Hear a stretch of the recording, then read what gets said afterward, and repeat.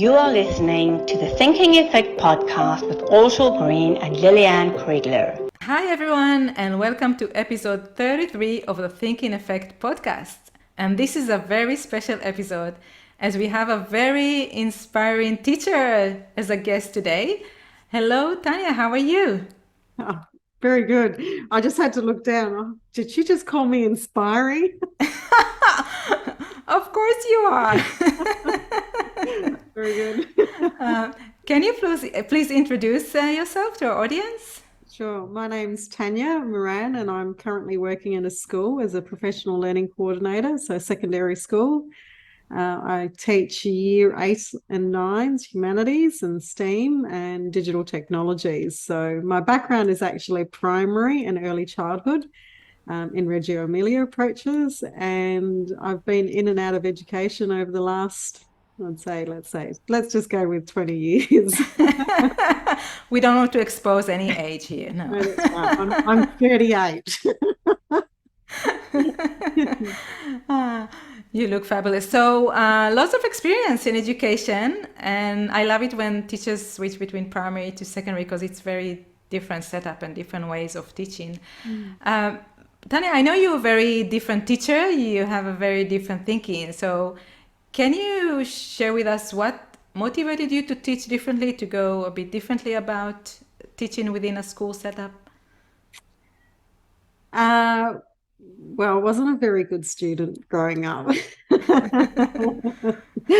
I was never engaged. I didn't like it. My parents actually owned a pizza shop, and I worked a lot with my dad. My dad didn't mind me skipping school and working in the pizza shop, and these days you can't get away with that. But I guess through that, it was more hands-on and learning how to live. So, serving the customers, doing the accounting, doing the ordering, working with different people. So for me, when I went to school and it was, scenarios that just didn't mean anything to me because I couldn't relate it to my world, I just used to switch off. So I was, I guess, educated by my parents, to be honest. And so when I left school, I actually went into store management for McDonald's. Oh, wow. So I'd been working there as a crew, and then I just wanted to do that for a bit. And in, I think, my early 20s, I decided I wanted to actually go and do something with education and have an impact, I guess, for it, because I enjoyed working with, young sort of adults and teenagers and even adults, older adults that I was working with.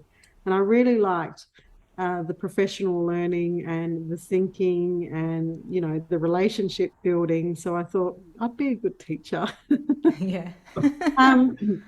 And when I jumped into teaching, it was in Victoria when I first started. So it was about 17 years ago. And I actually spoke with him a few months back. I started teaching, and there was an Are You Mad foundation, and Adrian Bertolini was doing a lot of work in this space in terms of, thinking about what you can do with your community and impact. So I was working at a school in Dandenong, and we had very high sort of multicultural sort of makeup in the classroom, and most of the students had been here for probably 6 months to 12 months before they reached my classroom. So there was, language barrier, there was culture barrier, and the way that most teachers were operating in classrooms just wasn't working in my classroom, especially because of the language and the culture barrier. So I got involved with the Are You Mad, and from that, it was like the thinking, and through that, we then started work with Kath Murdoch, and her work has actually influenced sort of how I teach and why I teach, and I guess a little bit of my background there as well. So it's about making it relevant to the kids and not being so boring. I'm into that. So, so can you share with us a bit more about how do you approach it differently? How do you make it relevant and interesting and engaging for your students? Yeah. Well, look, you know, there are some things that as educators you actually need to follow. So, for example, you might have the Victorian curriculum, but you know, it's not a Bible, so you can make just about anything work. It's the way that you interpret it, and it's the way that you apply it. So long as you meet sort of the expectations, the mandated expectations, you can actually, if you've got the creative and the courage sort of self-sense about you, and you want to make it enjoyable, not only for your kids, but for yourself as well, to walk into the classroom and get curious, you can actually play with the Victorian curriculum in that sense. Can you share a concrete example how you take, for example, a topic from the curriculum and how you tailor it in a way or facilitate it in a way that is, engaging and interesting for your students? So, okay, so a recent example. So, the Year 9 digital technologies curriculum, for example, I don't go in teaching the tools per se. So, for the last Year 9 digital technology unit that we looked at, the inquiry question was, should our school go paperless? So we start with sort of an inquiry question, and then as we're unpacking the inquiry questions, I'm introducing them to, you know, industry standard tools, but I'm not focused on, you know, I guess, you know, learning how to use a computer. You're taught, you know, what to press, what not to press. I'm not actually doing that. I'm demonstrating, okay, we're going to look at some research about ink versus paper, for example, and have a look at, you know, what are the pros and cons, and how does this relate to our inquiry question? And then from our research, we're going to make a video based on our understanding of what we just researched. So in that process, I'll teach them 3 different tools, 3 different industry standards, and then they can select, you know, from the easy, medium, or hard one. So they might have like an easy sort of, you know, Adobe Spark, or they might have a harder one, you know, Adobe Premiere Pro, or they might have an in-between where they can use like a pivot animator to create a movie just using free software. So in that process, it's about making the connections to the real world. And then, for example, in this unit, part of the unit, they had to actually come up with a design. So I was teaching them about networks. So I introduced them to all of the networks that are out there. And then I showed them how to use Visio. And they had to come up with a design using Visio on their solution for the school. So if they had a hybrid solution, they would have to design that and put that.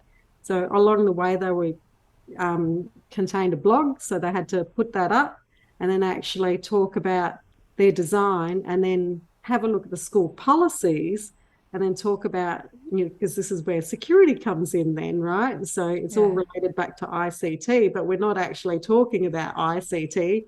We're actually talking about the real world. So they're looking at the school policies. Okay, well, in my design, what needs to change? What doesn't have to change? And they've got to talk about that in their blog. So it's the way you design it. You just got to get creative with how you design it, and take the focus on, you know, the hows, and go more with the whys. Why are we doing this? And what use? And by the end of it, so by the end of that digital technology course, I had students that knew how to create a blog using different platforms, knew about free websites, knew how to create an actual website, knew how to create videos and Visio. So they're using all of those tools that, you know, I suggested in the Victorian curriculum as well. Yeah. Yeah. Awesome. And what is the impact of, you know, taking this approach to teaching on your students and the broader community? I mean, what do you see as a result of that? It gets them thinking. It really does get them thinking, you know, thinking about, so for example, the last reflection for that unit was they had to reflect back on, you know, their solution and the work that they had done. And I keep it simple. What worked well, even better if. Now, if you go back to those reflections, you can see that none of my kids talk about what worked well in a sense of, this program worked well or that didn't work. They actually talk about, what worked well is my understanding of, ink versus paper. Now I understand, not to print so much because it's the ink, because it has the effect on the environment. So they're thinking more about their world, their impact themselves, and what they can do going forward. So it's just getting them to think a little bit more about what they do and why they do it and how they can do it differently. Yeah, absolutely. And you mentioned that, the curriculum is not a Bible and you kind of can make it your own. Can you tell us how the system within the school that you're working with, how is the response to you doing things differently and kind of pushing the boundaries of the system? So I've worked in a few different schools. I've also coached in different schools as well. It's a bit of a mixed reaction. You've got a lot of teachers that just won't push the boundaries and are literal. We need to do it that. So it's more actually understanding their perspective and having that conversation. So having it as a way of opening up the dialogues. Things like, for example, schools setting policies. And when you ask the why question, it's because, we're mandated to do, reporting or this. But when you actually unpack it and you start having the conversation with, well, okay, we're not actually mandated to have 3 summative assessments or 4 summative assessments. We're actually just, mandated to do, twice a year sort of online reporting. So how can we actually create that differently? Let's have a look at what we're doing. And let's get a little bit smarter. So it all comes back to opening up the dialogues, having those conversations, but respectfully. You can't come in, with an arrogance, my way is best. There are lots of people that just wouldn't agree with me, and that's okay because that's their values and that's perspective. And, quite frankly, they haven't taken the risk. So they haven't taken the risk to do something differently or try it. And I guess that's probably, more for them to resolve than me to resolve. I'm there for the students and the impact that I can make. So the more conversations I can have with parents and with teachers about designing learning and teaching, I think is more powerful when you come in from a respectful sort of angle. Yeah, it's interesting you mentioning parents. So can you elaborate on that, on what's their part within teaching differently and creating a different learning environment in your classroom? Yeah, well, you have a lot of parents still because they grew up with the old traditional systems. And let's face it, we still have traditional systems out and about, right? So they only know what they know. So for them, the traditional system worked and they think it worked because they got the job and they got the career and they've been successful, whatever they've been doing up until this point in time. So let's not change it because it worked for me, right? Yeah. So those conversations, the more you can engage with parents in terms of, the understanding. Yes, we have got kids that are going to be in workforces that, that don't exist. But hang on, these kids are the ones that are going to be probably designing those jobs in the future. And how are they going to design it if we're not going to teach them, the thinking skills, the collaboration, what can we do if this happens? And so it's more about teaching the students how to be creative, how to be flexible, and how to come up with solutions that aren't in your face. Yeah, so what you're saying is that for teachers who want to teach differently, they should engage with the parents and their fellow teachers as well, because all of them needs to come along that journey. Yeah. And you can have workshops, you can have students leading those workshops.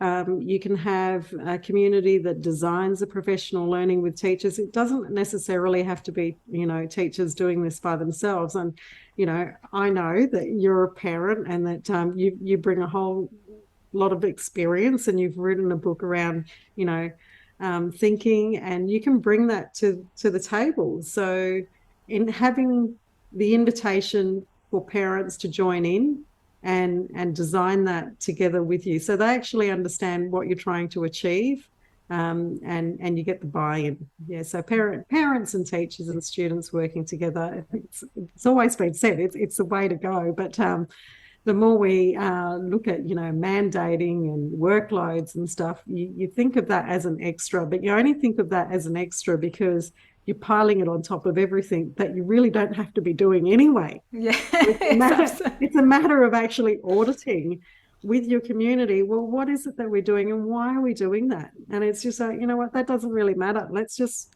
get rid of it, and redesign it. So what would be your advice for a teacher who wants to do things differently and take a different approach, but is concerned about the response from the principal and other, management staff at the school, and what happens also when they encounter some resistance of doing things differently? You can't be a cowboy, right? You can't just say, I want to do this, and have no plan and have no reason or rhyme. And, you can't just walk into a principal's office or, a deputy principal's office and say, I want to do this, and then not explain the why, and not link it back to the school strategic plan, because the schools all have strategic plans and visions and priorities. So you need to actually really think about, okay, does this actually align with the school's vision and priorities? And if it doesn't, then am I at the right school, right? Yeah. So as a teacher, you need to actually think about that. If you're trying to do something that just doesn't fit the vision or priorities, then you're at the wrong school, right? Absolutely. But if you're at a school where the vision and priorities align and you've got an idea, then absolutely take, because we all come with good intent and goodwill, and every single person in the school has got good intent and goodwill. So if you have an idea and you have a plan and you can tie it back to the strategic plan and priorities and what you're doing as a whole, then people are more inclined to listen and have that conversation with you. It's not a demand, it's a conversation that you need to have initially. And I'm not a one-person band. I never go into any of my workplaces, be it education or industry, thinking I've got all the solutions. I might come in and say, I've got this idea. It ties into our strategic plan and vision, but I'm not sure how to execute it. So, okay, I know that you're great with design thinking process. Right, let's get that external expert in to work with us, to unpack this, to design it with us. So it's about networking and, working with external people. Even parents have got skills and backgrounds that you can utilize to create that plan. So it's bringing that in, and it's not about you. You got to remember, it's not about you. You're there for the children. You're there to change what you're doing. And if you have good intent, then you're thinking about all of those things. Yeah, absolutely. So basically, do your homework and come prepared to have an open conversation where you have a strong why, and you can demonstrate how that can be beneficial for the children. Yeah, and it's got to be about engaging them and seeing them grow as individuals. And if it's not about that, then get out of education. Why are you there? That's all I'm going to say. Just get out. Yeah, absolutely. Do you have any other, before we wrap it up, do you have any other piece of advice or anything you would like to share with teachers that would help them on the journey? Because I know that it's not easy. It's not easy to kind of push the boundaries, and sometimes teachers might be concerned, or maybe they also feel concerned about expressing their opinion, which is very different to the rest of the school. So do you have any other advice you would like to share with teachers to help them along their journey? I'm a big believer in always having a coach or a mentor. I have always pretty much had one in whatever industry and education setting I've always been in. So you can have those conversations where someone challenges you or, unpacks your thinking with you. So invest in yourself, and if you can't afford it, get the school to invest in you in terms of getting that support that you need. And also at the moment, the biggest thing on every teacher's mind, and we're exhausted. We're so exhausted. It's not funny, right? And it's, the workload is just incredible, but have a think about and have a look at your workload and look at where the bottlenecks are and actually try and unpack the root cause of that, because you might actually end up finding there's things that you can get rid of and still meet, the mandated inspections or the compliance or whatever it is that your school's out to achieve. You just got to get creative. So if you're in a situation where you are overloaded and workloaded out, just have a look for the root cause and then unpack that and see what's doable and what can be changed. And look, it might be a case of you can't actually do anything about it because it is higher up the chain, but start having those conversations. I think if more people started having those conversations, we've got some very brave principals and deputy principals and even teachers coming out and talking. If you're brave enough to start having those conversations, then things will get changed, but nothing's going to get changed if everyone keeps quiet and just lets the one or two people to go out. Start having those conversations, start having a look at what you're doing, and just be a little bit smarter and invest in yourself. Get someone that you can coach or mentor you. This is a lovely message to end this episode with. Very powerful, Tanya. Thank you. Thank you so much. Thank you so much for coming. I don't know if it was powerful. It is. And I think it's important to know that, yes, if we all, working towards improving our education system and doing things differently and challenging it, then things would change. I mean, we can do it. I mean, teachers have more power than they might think. I think I've said that before. But I truly believe that. And it's a question of having that confidence to speak up, to say what you think, and to work together to find a way to make it happen at your school. Yeah. So thank you for inviting me on.